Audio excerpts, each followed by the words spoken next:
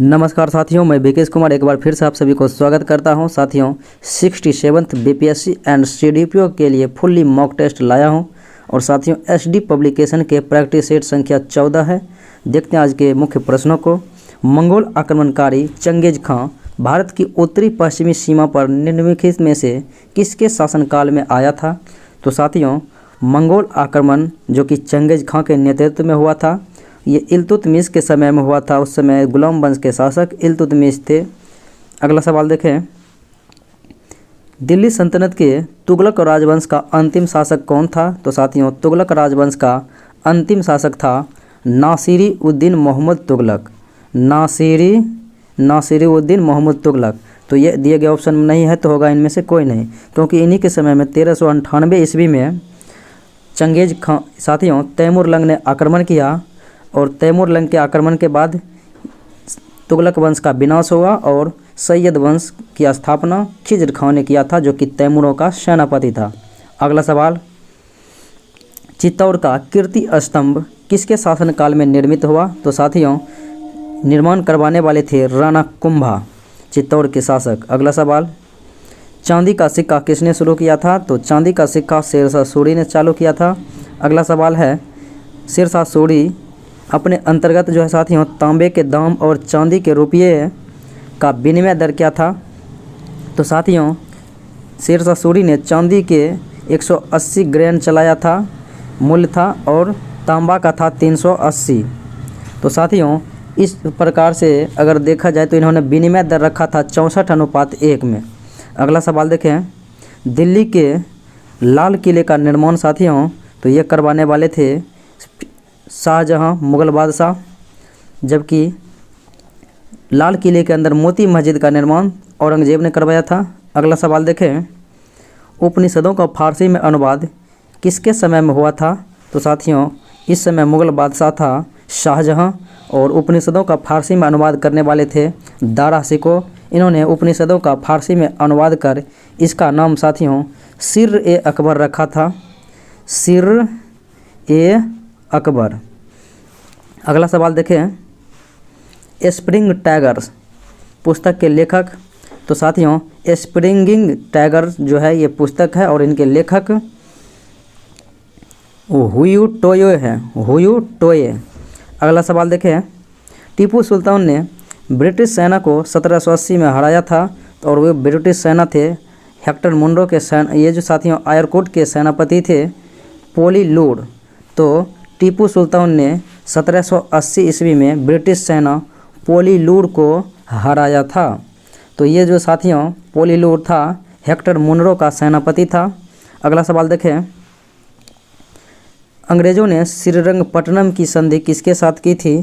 तो साथियों तृतीय आंग्ल मैसूर युद्ध के दौरान श्रीरंगपट्टनम की संधि हुई थी और ये संधि टीपू सुल्तान और अंग्रेज़ों के बीच लॉर्ड कॉर्नवालिस के बीच हुआ था 1790 से 92 में के दौरान जो है साथियों 90 से 92 के दौरान तृतीय आंग्ल मैसूर युद्ध हुआ, जो कि श्रीरंगपट्टनम के संधि के तहत समाप्त हुआ। प्रथम आंग्ल मैसूर युद्ध मद्रास की संधि के तहत समाप्त हुआ और द्वितीय आंग्ल मैसूर युद्ध मंगलौर की संधि के तहत और तृतीय श्रीरंगपट्टनम के संधि के तहत। अगला सवाल देखें, सुरक्षा प्रकोष्ठ की नीति या रिंग फेस की नीति या फिर घेरे की नीति? तो साथियों ये संबंधित वायसराय हैं वॉरेन हेस्टिंग्स, जो कि बंगाल के प्रथम गवर्नर जनरल बने थे, जो कि कंपनी के अधीन थे। अगला सवाल, खैरवाड़ आदिवासी आंदोलन कब हुआ? तो साथियों खैरवाड़ आदिवासी आंदोलन 1874 ईस्वी में हुआ था। अगला सवाल, घटनाओं को साथियों कहता है सम्मिलित करने के लिए, सजाने के लिए। तो देखते हैं, नील विद्रोह साथियों 1859-60 के इर्द गिर्द हुआ था। तो 1859-60 में हुआ था नील विद्रोह। संथाल विद्रोह साथियों 1855-56 में हुआ था और सिपाही विद्रोह 1857 को हुआ था। उसके बाद डंकन विद्रोह की बात करें साथियों तो डंकन विद्रोह जो हुआ था वो था 1875 में। तो इस प्रकार से आप मैचिंग करा सकते हैं। तो पहले संथाल विद्रोह यानी कि 2 4 1 3, तो 2 4 1 3 इस प्रकार से विकल्प होगा। अगला सवाल देखें, शारदा अधिनियम के तहत साथियों लड़कियों एवं लड़कों के उम्र का यानी विवाह का न्यूनतम उम्र क्या था? तो शारदा एक्ट लॉर्ड इरविन के समय में 1930 ईस्वी में पारित किया गया था और इस समय लड़की के विवाह की न्यूनतम उम्र 14 और लड़के के विवाह की उम्र 18 वर्ष दिया गया। अगला सवाल, भारत में थियोसॉफिकल सोसाइटी की सफलता का मुख्यतः कारण था? तो साथियों थियोसॉफिकल सोसाइटी भारत में एनी बेसेंट के कारण सफलता पाया था। अगला सवाल देखें, इनकलाब जिंदाबाद का नारा किसने दिया? तो साथियों इनकलाब जिंदाबाद शब्द का जो है रचयिता वो मोहम्मद इकबाल हैं, जबकि ये नारा यानी इसे हाईलाइटेड बनाने वाले व्यक्ति थे, नारा देने वाले व्यक्ति थे, प्रचलित किया था भगत सिंह ने। अगला सवाल, भगत सिंह, राजगुरु और सुखदेव को फांसी हुई थी 23 मार्च 1931 ईस्वी को। अगला सवाल है, निम्न उद्योगपतियों में से कौन से व्यक्ति लंबे समय तक AICC के खजांची रहे और 1930 ईस्वी में जेल भी गए? तो ये उद्योगपति हैं जमनालाल बजाज, जो कि महात्मा गांधी के 5वें पुत्र के रूप में उपाधि मिला हुआ है। अगला सवाल देखें, स्वाधीनता आंदोलन के दौरान महात्मा गांधी के करीबी अंग्रेज मित्र? तो साथियों ये करीबी अंग्रेज मित्र थे रेवरेंड चार्ली एंड्रयूज। अगला सवाल, महात्मा गांधी की मृत्यु पर किसने कहा था हमारे जीवन से प्रकाश चला गया? तो ये कहने वाले व्यक्ति थे भारत के पहले प्रधानमंत्री जवाहरलाल नेहरू। अगला सवाल, निम्नलिखित युगों में से कौन सुमेलित नहीं है?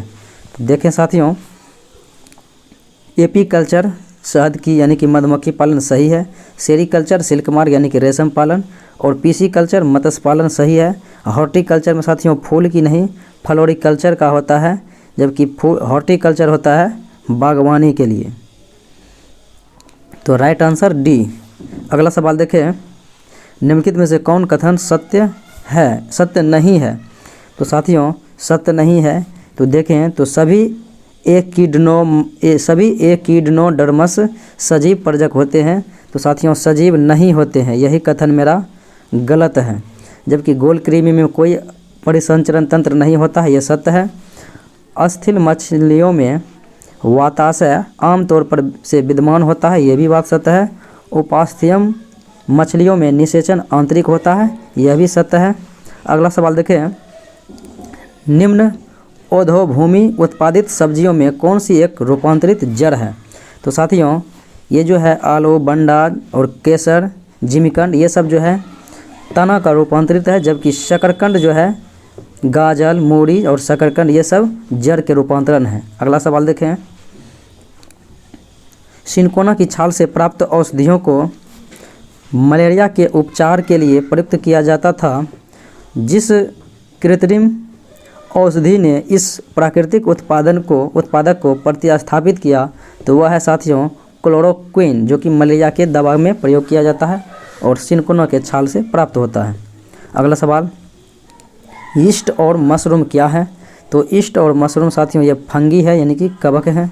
अगला सवाल, फल उत्पादन में नाइट्रोजन उपयोग क्षमता की वृद्धि की जा सकती है। तो साथियों फल उत्पादन में नाइट्रोजन की क्षमता की वृद्धि की जा सकती है उर्वरक की मात्रा के बार बार प्रयोग करने से भी, और नाइट्रोजन अवरोधक के प्रयोग करने से भी, और नाइट्रोजन धीरे छोड़ने वाले उर्वरकों के प्रयोग से इत्यादि, यानी कि सभी प्रकारों से किया जाता है। अगला सवाल, मानव शरीर की कोशिकाओं में पाए जाने वाले गुणसूत्र कितने जोड़ों में होती है? तो साथियों जोड़ा की बात करें तो 23 जोड़ा, और डायरेक्टली पूछे तो 46। अगला सवाल, पीठ पिंड पाए जाने वाली कशेरुकों की संहति है। तो साथियों पीठ पिंड जो है कहाँ पाए जाने वाली कशेरुकों की संहति है? तो ये अंडाशय में पाई जाती है। अगला सवाल, निम्नलिखित में से कौन मानव शरीर की सबसे छोटी हड्डी है? तो स्टेपीज जो है कान की हड्डी मानव शरीर की सबसे छोटी हड्डी होती है। अगला सवाल साथियों एक तरफ विटामिन दिया गया है और एक तरफ इनसे होने वाले रोग दिया गया है, कमी से होने वाले रोग। तो रेटिनॉल के कमी होने पर नेत्र सूख कर लाल होना, और साथियों टोकोफेरॉल विटामिन ई है, तो इसके कमी से बाध्यता होती है। साइनोकोबालामिन रक्त अल्पा यानी एनीमिया होती है। और पैराडॉक्सिन की कमी से मानसिक व्याधि होती है। अगला सवाल देखें, प्रकाश तरंगों के वायु से कांच में जाने पर कौन सा जो है चर प्रभावित होते हैं। तो साथियों अगर प्रभावित होने की बात करें तो प्रकाश जब एक माध्यम से दूसरे माध्यम यानी कि वायु से कांच में जाता है तो तरंग दैर्घ्य और वेग बदल जाता है, जबकि आवृत्ति जो है वो परिवर्तित रहती है। प्रभावित है यानी परिवर्तित रहेगा तरंग दैर्घ्य और वेग, अगर अप्रभावित रहेगा तो हो जाएगा आवृत्ति। अगला सवाल, खतरे के संकेतक के लिए जो है साथियों लाल प्रकाश का प्रयोग किया जाता है, तो इसका यही कारण है कि इसका प्रकीर्णन सबसे कम होता है और तरंग दैर्घ्य सबसे अधिक होता है। अगला सवाल है, किस बिंदु पर फ़ारेनहाइट तापक्रम जो है सेंटीग्रेड तापक्रम के 2 गुना हो जाएगा। तो साथियों 160 डिग्री पर जो है फ़ारेनहाइट सेल्सियस के 2 गुना हो जाता है। अगला सवाल, रेफ्रिजरेटर में थर्मोस्टेट का कार्य है एक समान तापमान को बनाए रखना। अगला सवाल, पानी से भरी डॉट लगी बोतल जमने पर टूट जाती है क्योंकि पानी जब जमता है तो जमने से उसका आयतन बढ़ता है, इसलिए टूट जाती है। अगला सवाल, परमाणु जिनमें प्रोटॉन की संख्या समान हो न्यूट्रॉन की संख्या भिन्न भिन्न हो तो उसे कहते हैं समस्थानिक यानी आइसोटॉप्स। अगर साथियों न्यूट्रॉन की संख्या समान होगा तो समन्यूट्रॉनिक होगा, अगर द्रव्यमान संख्या समान होगा तो उसे साथियों आइसोबार्स कहेंगे, तो उसे हम समभारिक कहेंगे। अगला सवाल देखें, निम्नलिखित में से कौन सा एक आरडीएक्स का अन्य नाम है। तो साथियों अमेरिका में आरडीएक्स को साइक्लोनाइट कहते हैं और जर्मनी में साथियों हेक्सोजन कहते हैं और इटली में T4 कहते हैं। तो ये आरडीएक्स का अन्य नाम है। अगला सवाल देखें, निम्नलिखित में से कौन सा अम्ल दूध से दही बनने में साथियों मदद करता है। तो वो अम्ल है लैक्टिक अम्ल। वो अम्ल है लैक्टिक अम्ल, जो कि दिए गए ऑप्शन में नहीं है, तो होगा इनमें से कोई नहीं। अगला सवाल, एक सामान्य शुष्क सेल में साथियों विद्युत अपघटक क्या होगा। तो वो अमोनिया क्लोराइड होगा, क्योंकि यह शुष्क सेल की बात है। अगर सीसा संचायक रहेगा तो सल्फ्यूरिक अम्ल हो जाएगा। अगला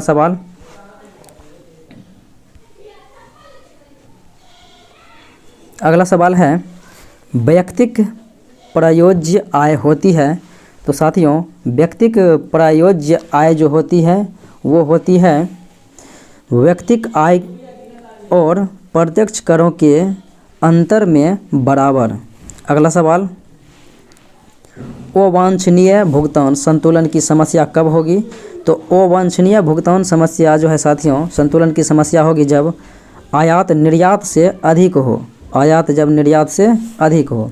अगला सवाल, भारत में आर्थिक सुधार नीतियाँ किस वर्ष प्रारंभ की गई।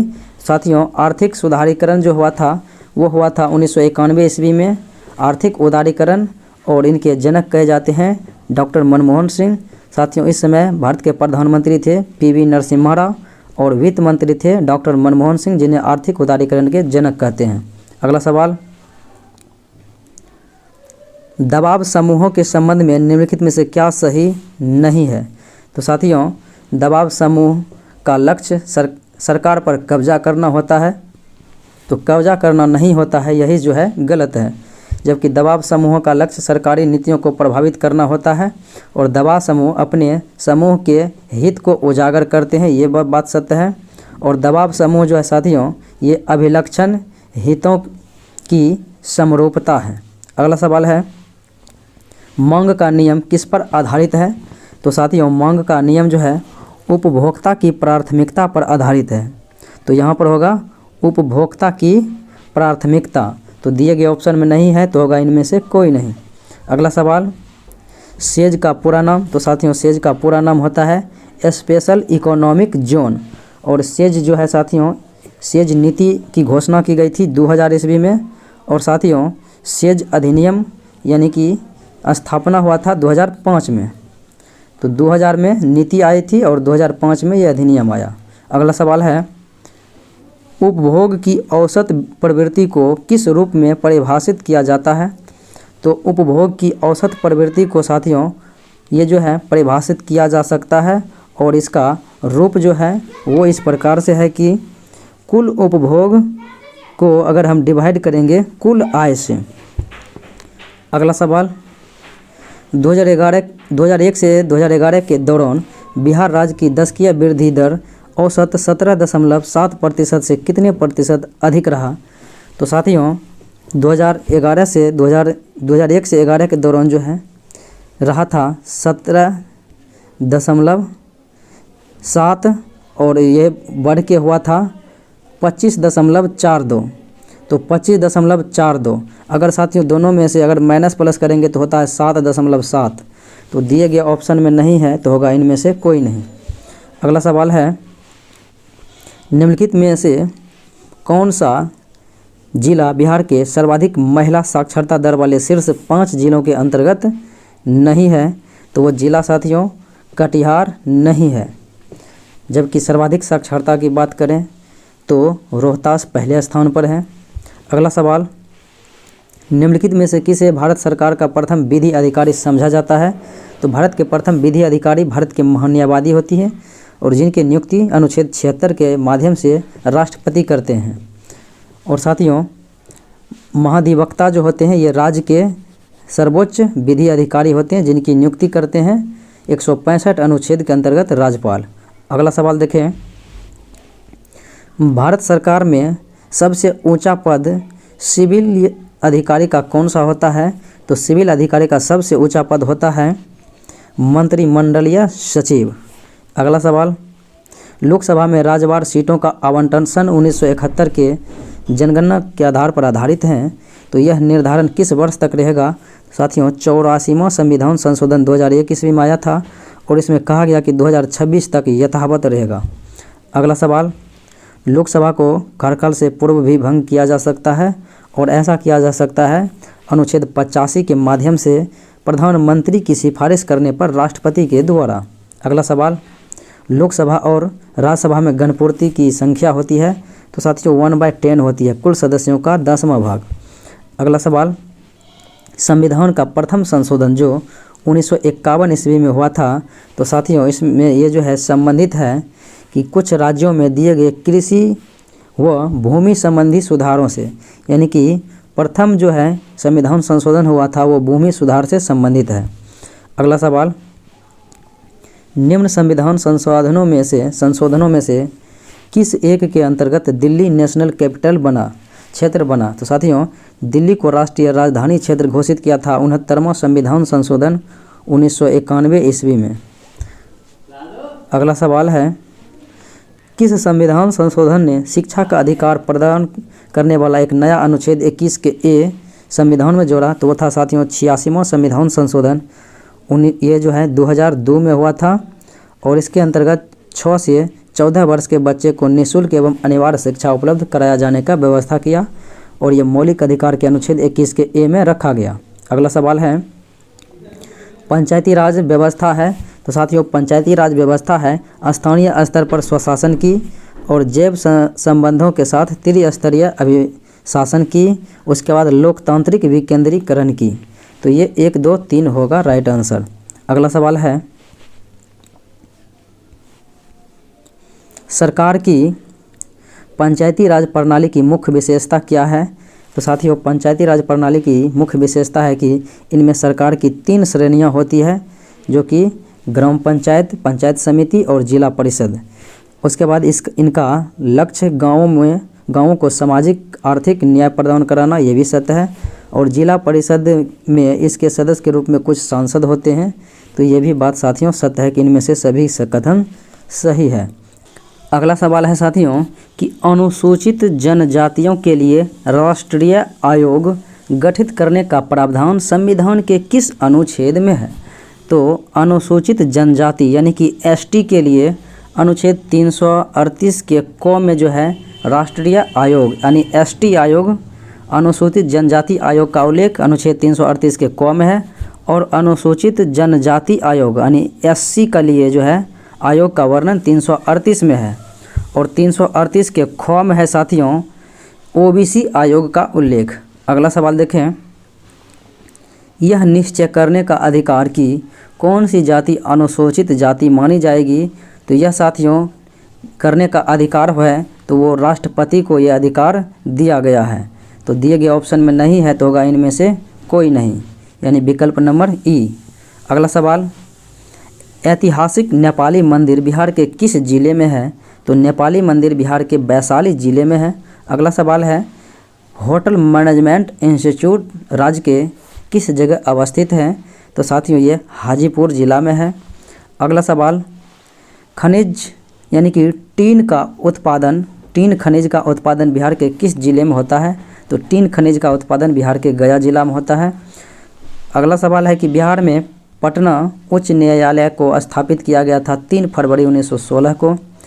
अगला सवाल, महावीर स्वामी ने अपना अंतिम उपदेश दिया था पावापुरी नालंदा में, और पावापुरी में ही महावीर स्वामी की मृत्यु भी हुई थी।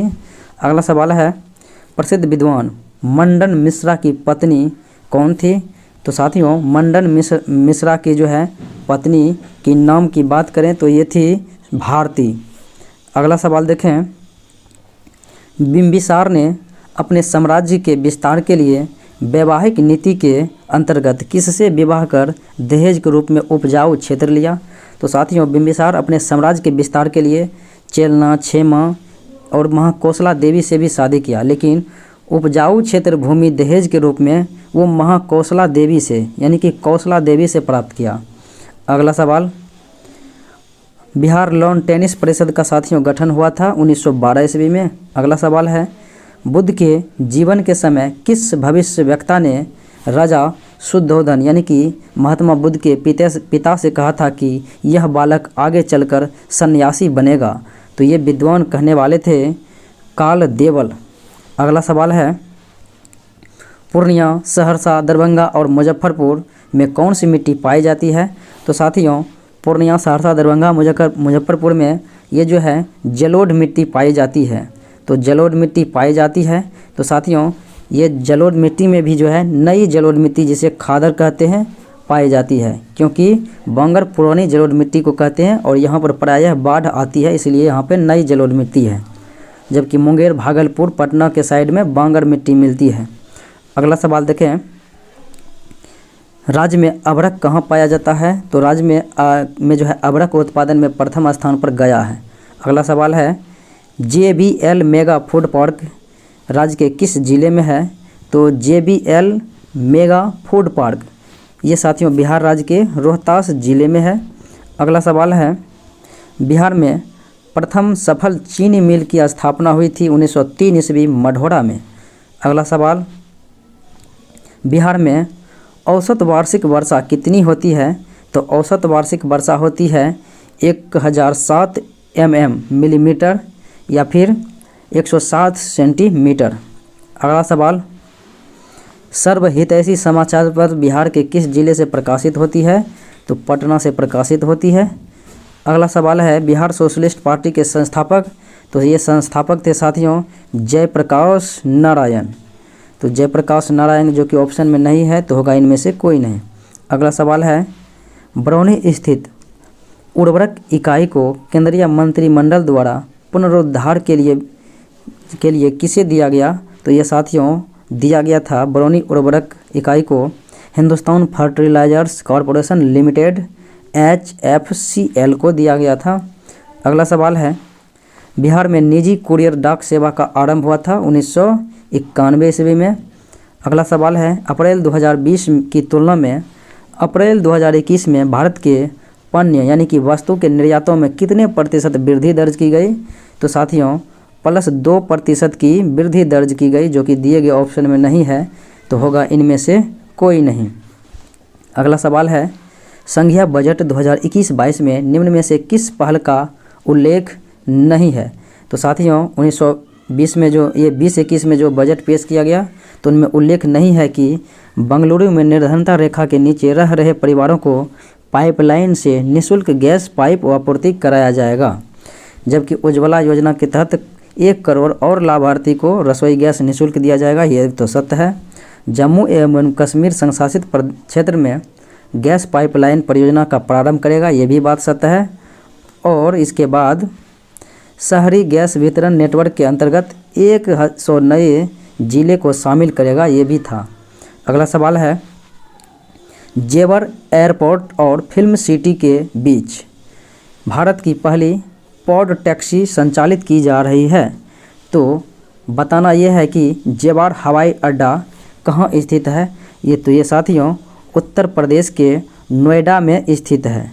तो नोएडा में स्थित है, तो यहाँ पर हमें ऑप्शन राज्य नहीं पूछा जा रहा है, तो कहाँ पर पूछा जा रहा है, तो होगा नोएडा जगह है, तो नोएडा में। तो साथियों अगर बात करें आंसर की, तो ये होगा उत्तर प्रदेश के नोएडा में। अगला सवाल है ब्लॉकचेन। तो साथियों ब्लॉकचेन वित्तीय प्रौद्योगिकी फर्म IBBIC प्राइवेट लिमिटेड में कितने बैंकों की हिस्सेदारी, इसमें जो है साथियों कितने बैंकों ने हिस्सेदारी ली, तो इसमें 3 बैंक यानी कि IBBIC में 3 बैंकों ने हिस्सेदारी ली।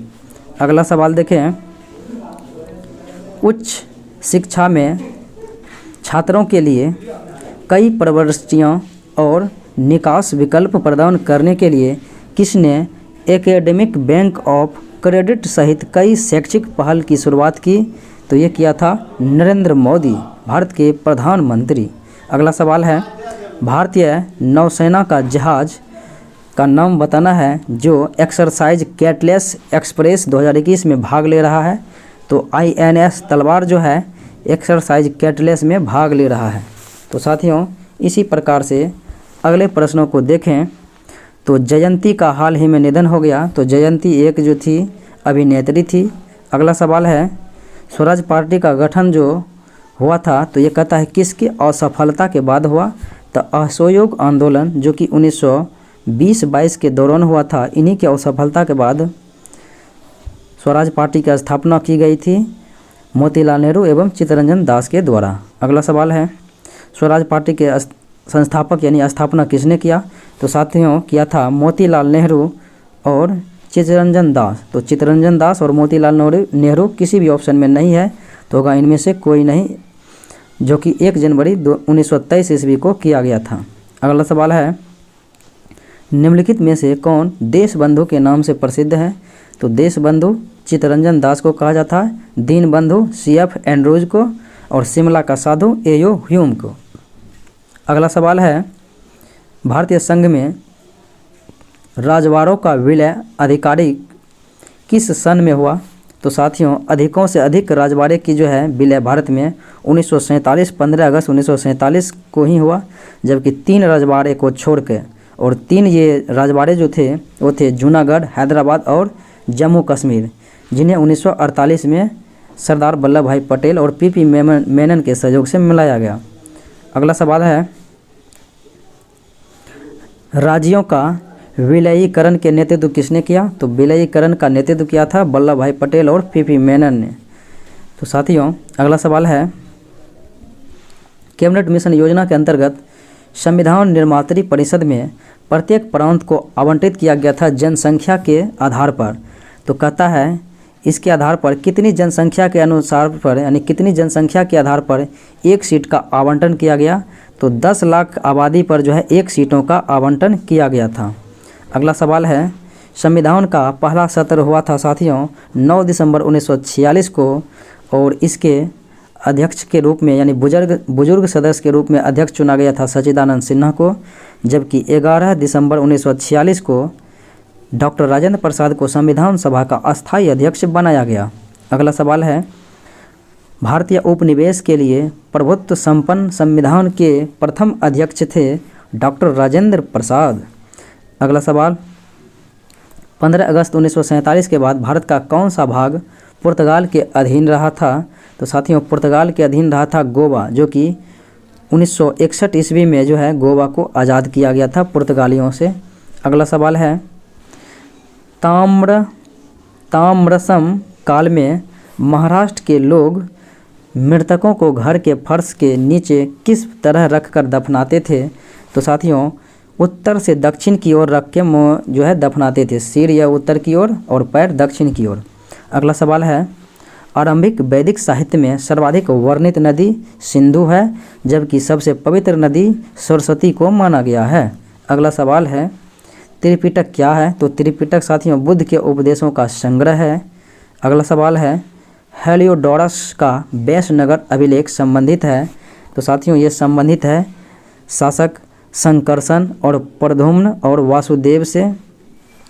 अगला सवाल है निम्नलिखित में से किसे सर्वश्रेष्ठ स्तूप माना गया है, मानते हैं?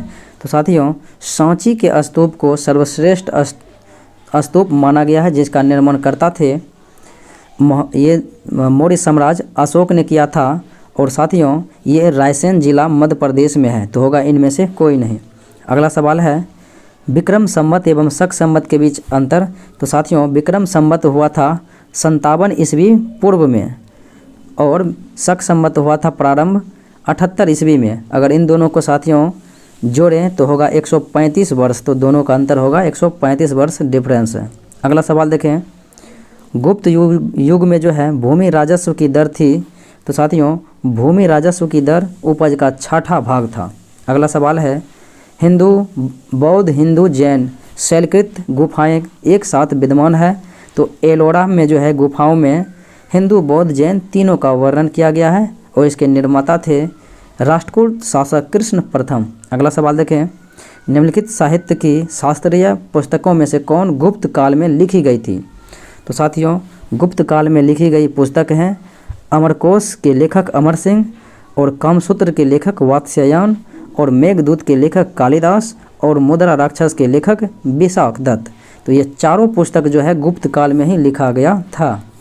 अगला सवाल देखें शिवालिक शैल समूह के दक्षिण में भाबर क्षेत्र है? तो साथियों भाबर क्षेत्र कहा गया है कि किसका उदाहरण है? तो भाबर क्षेत्र एक गिरिपद की स्थिति का उदाहरण है। अगला सवाल देखें अंडमान और निकोबार द्वीप समूह का सर्वोच्च शिखर पाल्यान शिखर यानी कि सैंडल पीक है। तो सैंडल पीक साथियों अवस्थित है उत्तरी अंडमान में। अगला सवाल है विदर्भ एक प्रादेशिक नाम है? तो साथियों यह विदर्भ जो है किसका हिस्सा है? तो यह महाराष्ट्र का अंग है। अगला सवाल है बांग्लादेश में गंगा को किस नाम से पुकारा जाता है? गंगा को पद्मा एवं ब्रह्मपुत्रा को जमुना नाम से पुकारा जाता है और गंगा और ब्रह्मपुत्रा के सम्मिलित धारा को मेघना कहा जाता है। अगला सवाल देखें तिब्बत के मानसरोवर झील के पास कौन सी नदियां निकलती है? तो साथियों ब्रह्मपुत्रा सतलज सिंधु ये तीनों नदियों का स्रोत तिब्बत के मानसरोवर झील के पास ही है, तो होगा इनमें से सभी। अगला सवाल है खारी नदी जिस अपवाह तंत्र का अंग है तो वह कौन सा अपवाह तंत्र है? तो साथियों वो अपवाह तंत्र है बंगाल की खाड़ी। अगला सवाल है एक तरफ साथियों प्राकृतिक आपदाएं हैं और एक तरफ इनका क्षेत्र दिया गया है। तो चक्रवात की बात करें तो ये झारखंड एवं ओडिशा में आते हैं और बाढ़ से प्रभावित रहते हैं उत्तर प्रदेश और बिहार के मैदान। और भूकंप साथियों भूकंप से मध्य पूर्वी भारत, ये भूकंप से साथियों प्रभावित होते हैं हिमालय का गिरिपाद क्षेत्र और सुखाड़ का कारण होता है सुखाड़ होता है मध्य पूर्वी भारत। अगला सवाल देखें भारत की सिंचाई क्षमता का सर्वाधिक भाग जो साथियों क्या है? तो सिंचाई क्षमता साथियों 2000 हेक्टेयर से कम भूमि को लघु सिंचाई और 2000 से 10,000 के बीच को मध्यम सिंचाई और 10,000 से अधिक के सिंचाई वाले भाग को कहा जाता है बृहत सिंचाई परियोजना। तो लघु एवं बृहत सिंचाई परियोजना जो साथियों सर्वाधिक मात्रा में होती है। अगला सवाल है गांधी सागर बांध किसका एक भाग है? तो चंबल परियोजना का एक भाग है। तो गांधी सागर बांध साथियों चंबल नदी मध्य प्रदेश में है। अगला सवाल है कृषि में युग्म पैदावार का अर्थ क्या है? तो साथियों युग्म पैदावार का अर्थ यही है कि विभिन्न मौसम पर 2 फसल उगाया जाता है, तो वही है कृषि में युग्म पैदावार। अगला सवाल है भारत का सबसे बड़ा रबर उत्पादक राज्य केरल है।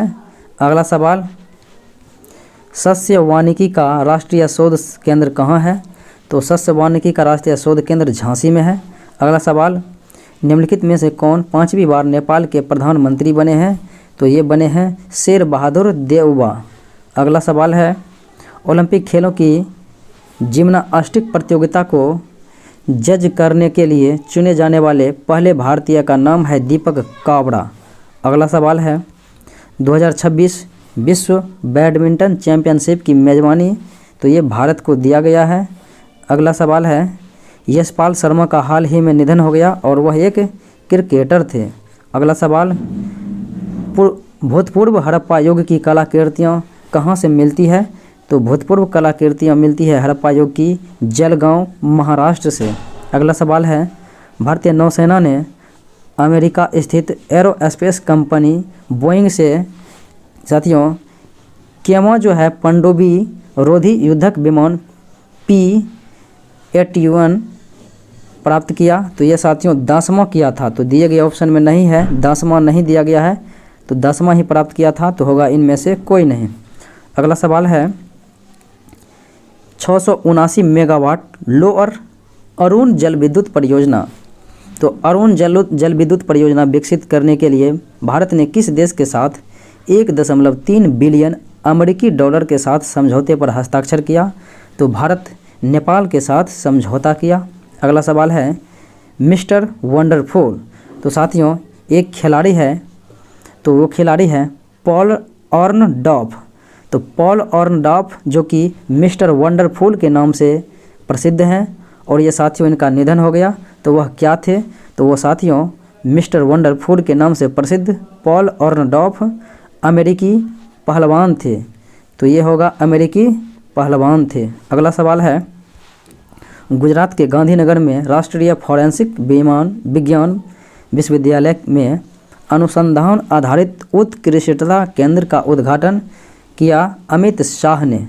गुजरात के गांधीनगर में राष्ट्रीय फॉरेंसिक विज्ञान विश्वविद्यालय के आधारशिला अमित शाह ने उद्घाटन किया। अगला सवाल देखें, किस अंतरिक्ष एजेंसी ने अगस्त में भू इमेजिंग उपग्रह GISAT-1 लॉन्च करने की योजना बनाई? तो ये है इंडियन स्पेस एजेंसी इसरो। अगला सवाल है, वित्त मंत्री निर्मला सीतारमन ने किस देश में जो है भीम UPI QR आधारित भुगतान शुरू किया? तो भीम UPI QR आधारित भुगतान भूटान में शुरू किया। अगला सवाल है, द ग्रेट बिग लायन पुस्तक है, तो कहता है इनके लेखक कौन है? तो साथियों इनके लेखक हैं क्रिसिस नाइट। अगला सवाल, भारत का पहला राष्ट्रीय डॉल्फिन अनुसंधान केंद्र स्थापित किया जाएगा यानी होगा पटना में। अगला सवाल, बैडमिंटन वर्ल्ड फेडरेशन का मुख्यालय कोलालमपुर मलेशिया में है। अगला सवाल है, विदेश मंत्री S जयशंकर ने महात्मा गांधी की एक प्रतिमा का अनावरण किया जॉर्जिया में। अगला सवाल, निम्नलिखित में से किस केंद्र शासित प्रदेश ने 2025 ईस्वी तक ऑर्गेनिक बनने के लिए SOCA के साथ त्रिपक्षीय समझौता ज्ञापन पर हस्ताक्षर किया? तो ये केंद्र शासित प्रदेश हैं लद्दाख। अगला सवाल, सौर कंपनी कौन सी कंपनी जो है गुजरात के कच्छ क्षेत्र में भारत के सबसे बड़े सौर ऊर्जा पार्क का निर्माण करेगा? तो ये करेगा साथियों NTPC जो कि गुजरात के कच्छ में भारत के सबसे बड़े सौर परियोजना का निर्माण करेगा। तो ये होगा E ऑप्शन की इनमें से कोई नहीं, जो कि दिए गए ऑप्शन में नहीं है। अगला सवाल, विश्व युवा कौशल दिवस तो साथियों विश्व युवा कौशल दिवस जो है हर साल 15 जुलाई को मनाया जाता है। अगला सवाल है, राज्यसभा में सदन के नेता के रूप में साथियों चुना गया है पीयूष गोयल को। अगला सवाल देखें, कैबिनेट मंत्री ने कैबिनेट में महंगाई भत्ते और महंगाई राहत को 17% से बढ़ाकर कितना कर दिया है महंगाई भत्ता? तो ये 28% कर दिया है।